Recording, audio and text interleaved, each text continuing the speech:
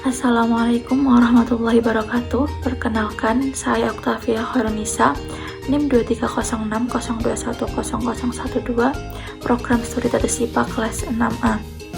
Di sini saya akan sedikit memaparkan materi guna memenuhi tugas ulangan akhir semester dengan dosen pengampu Ibu Feni Widianti MPD.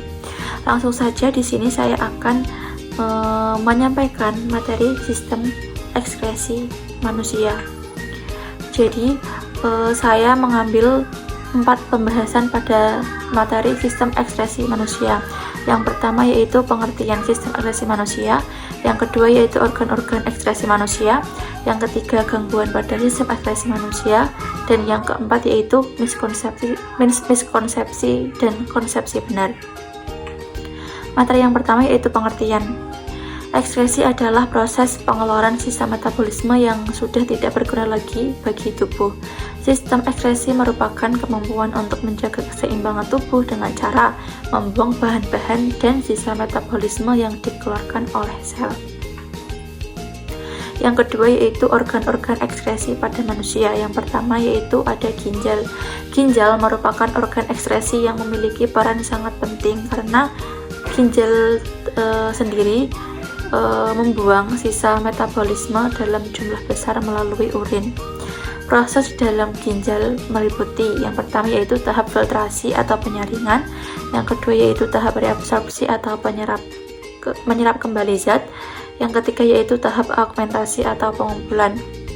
Nah, di sini terdapat surah dalam Al-Qur'an yang berhubungan dengan organ ekskresi yaitu ginjal, yaitu surah Al-Infitar ayat 6-8 yang berbunyi Bismillahirrahmanirrahim, ya ayyuhal insanu ma gharraka birabbikal karim alladzi khalaqaka fasawwaka fa'adalak fi ayyi suratin ma syaa rakabak. Yang artinya, hai manusia, apakah yang telah memperdayakan kamu berbuat durhaka terhadap Tuhanmu yang Maha Pemurah, yang telah menciptakan kamu lalu menyempurnakan kejadianmu dan menjadikan susunan tubuhmu seimbang dalam bentuk apa saja yang Dia kehendaki, Dia menyusun tubuhmu. Yang kedua yaitu kulit. Kulit merupakan organ ekskresi yang mengeluarkan bahan yang hampir sama dengan ginjal, yaitu sampah nitrogen berupa urea dalam bentuk keringat. Nah, terdapat surat yang berhubungan dengan organ ekskresi kulit yaitu surah An-Nisa ayat 56. Bismillahirrahmanirrahim. Innalladzina kafaru bi ayatina sawfa nuslihim naran kullama nadijat juluduhum badalnahum juludan ghairaha liyadzuqul azab. Innallaha kana azizan hakima. Yang artinya, sesungguhnya orang-orang yang kafir kepada ayat-ayat kami kelak akan kami masukkan mereka ke dalam neraka. Setiap kali mulut mereka hangus, kami ganti kulit mereka dengan kulit yang lain, supaya mereka merasakan azab. Sesungguhnya Allah Maha Perkasa lagi Maha Bijaksana. Yang ketiga yaitu hati. Hati merupakan organ ekskresi yang memiliki kemampuan menetralisir racun dan menghasilkan getah empedu. Hati memiliki peran dalam mengubah NH3 atau amonia menjadi urea yang nantinya akan dibuang melalui ginjal. Terdapat ayat yang berhubungan dengan organ ekskresi yaitu hati, yaitu surah Al-Imran ayat 91. Bismillahirrahmanirrahim. Innalladzina kafaru wa matu wa hum kuffarun falyuqbala min ahadihim mil'ul ardi dhahaban wa la yuftada bih ulaika lahum adzabun alimun wa ma lahum min nasirin. Yang artinya yaitu orang-orang yang mengingat Allah sambil berdiri atau duduk atau dalam keadaan berbaring dan mereka memikirkan tentang penciptaan langit dan bumi. Saya berkata, ya Tuhan kami, tiadalah Engkau menciptakan ini dengan sia-sia. Maha suci Engkau, maka peliharalah kami dari siksa neraka. Organ yang keempat yaitu paru-paru. Paru-paru merupakan organ ekskresi yang mengeluarkan sisa metabolisme berupa karbon dioksida atau CO2 dan uap air atau H2O. Respirasi oleh paru-paru digunakan untuk menunjukkan pertukaran oksigen dan karbon dioksida dan juga uap air. Disinilah paru-paru berperan sebagai organ sistem ekskresi paru-paru, yaitu dalam pembuangan karbon dioksida dan uap air ke luar tubuh. Ayat Al-Quran yang berkaitan dengan pernapasan paru-paru yaitu Quran Surat Ibrahim ayat 34. Bismillahirrahmanirrahim. Wa atakum min kulli ma sa'altumuh wa in ta'uddu ni'matallahi la tuhsuha innal insana lazulmun kafar, yang artinya, dan Dia telah memberikan kepadamu keperluanmu dan segala apa yang kamu mohonkan kepadanya, dan jika kamu menghitung nikmat Allah, tidaklah dapat kamu meninggalkannya. Sesungguhnya manusia itu sangat zalim dan sangat mengingkari nikmat Allah. Materi yang ketiga yaitu gangguan sistem ekskresi manusia. Yang pertama yaitu gangguan pada ginjal, yaitu ada penyakit batu ginjal. Penyebabnya yaitu terlalu banyak mengkonsumsi garam mineral dan kurang mengkonsumsi air. Yang kedua ada hematuria.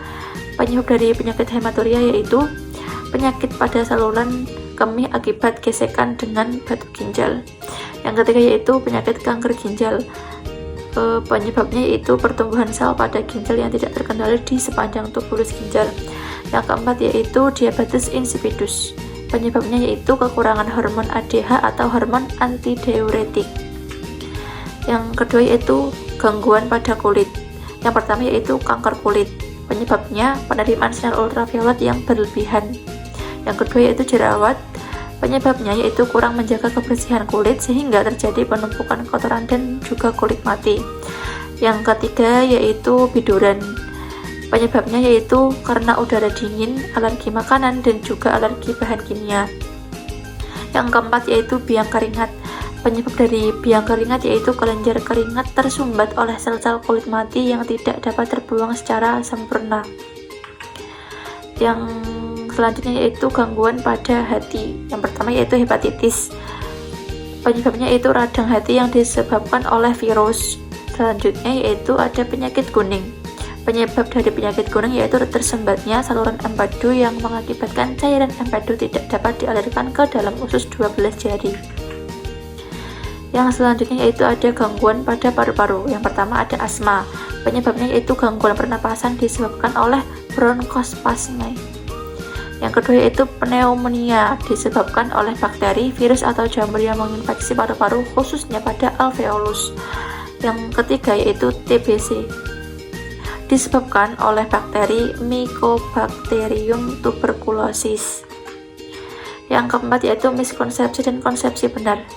Miskonsepsi yaitu organ ginjal, hati, paru-paru, dan kulit termasuk organ sistem ekskresi yang dapat mengeluarkan zat sisa metabolisme yang berguna dalam tubuh. Konsepsi benar yaitu organ ginjal, hati, paru-paru, dan kulit termasuk organ penyusun sistem ekskresi yang dapat mengeluarkan zat-zat sisa metabolisme yang sudah tidak berguna jika disimpan di dalam tubuh. Yang kedua yaitu miskonsepsi sistem ekskresi mengeluarkan racun bukan zat produk metabolisme. Konsepsi benar yaitu proses pengeluaran substansi kimiawi yang memiliki kegunaan tertentu adalah fungsi sekresi. Ekskresi merupakan pengeluaran zat sisa metabolisme yang sudah tidak dibutuhkan lagi oleh tubuh.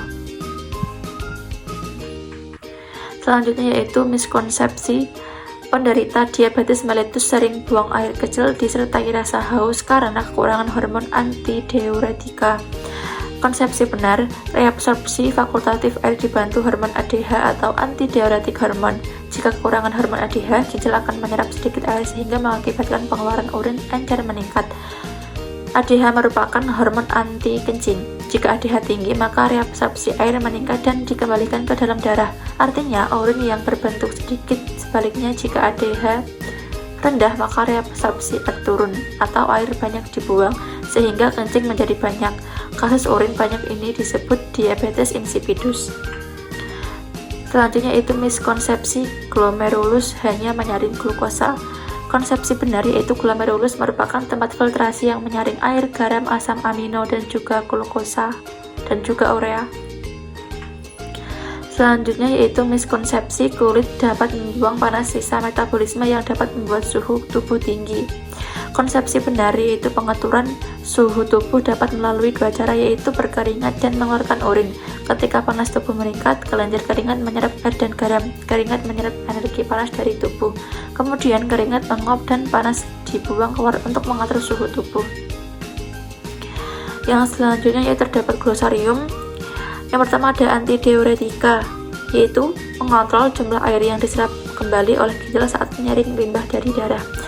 Ada bronkospasme, yaitu penyakit paru-paru saat saluran udara menyempit, udara akan sulit masuk atau keluar dari paru-paru. Ada diabetes insipidus, penyakit akibat seseorang kekurangan hormon ADH. Ada juga diabetes mellitus, gangguan metabolisme karbohidrat karena kelenjar pankreas tidak mampu menyekresi insulin yang cukup dengan gejala adanya gula dalam urin. Turunnya berat badan, selalu haus dan lapar, dan juga banyak kencing. Ada hematuria, yaitu kencing darah karena proses infeksi, inflamasi, keganasan, gangguan pembekuan darah, riwayat trauma terjatuh, olahraga berat, penyakit lain di saluran ginjal atau peradangan. Selanjutnya itu ada pneumonia, yaitu peradangan pada parenkim paru yang bisa terjadi pada semua usia. Yang terakhir ada reabsorpsi, yaitu proses penyerapan kembali bahan yang masih ada dalam darah setelah mengalami filtrasi. Yang terakhir yaitu daftar pustaka. Jadi materi yang saya sampaikan di sini yaitu saya mengambil dari buku dari Bu Muslimah, yaitu integrasi keislaman Kapita Selekta IPA. Mungkin itu saja yang dapat saya sampaikan. Kurang lebihnya saya mohon maaf. Wassalamualaikum warahmatullahi wabarakatuh.